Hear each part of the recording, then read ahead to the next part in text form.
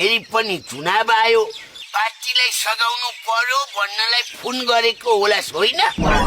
अब तपाईँ पाको मान्छे, हाम्रो अगुवा कार्यकर्ता, पहिला चुनावमा पनि तपाईँकै अग्रसरताले हामीले चुनाव जितेका थियौँ। यसपालि चुनावमा पनि तपाईँले हामीलाई सहयोग गर्नु पर्यो पाण्डेजी। के भनि सारे झोले? अहिले यो मेरो हातमा लोरो छ, यो लोरोले त मैले भोट हाल्ने मेरा हातका बुढी औँला कुच्याइसके। यो लोरो लिएर तिमीहरूको टाउको कुच्याउन आउन नपरोस्। चुनाव जितेर गएदेखि तेरो नेता एकपल्ट गाउँमा फर्केर आयो, तेरो नेतालाई सुनाइदे यसपालि चुनाव जिताउन त परै जाओस्, यो गाउँमा पाइलो टेको भने लखट्नी हो।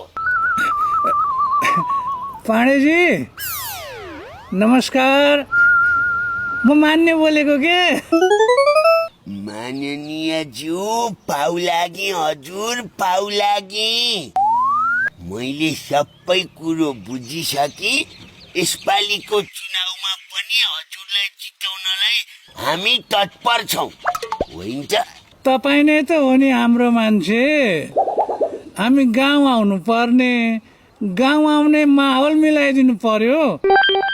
गाउँ कहिले झर्ने हजुर, त्यति चाहिँ भन्नु न। तर मान्यज्यू, एउटा सानो बिन्ती बिसाउँ कि हजुरलाई? यसपालिको चुनाव चाहिँ अलि महँगो होला जस्तो छ,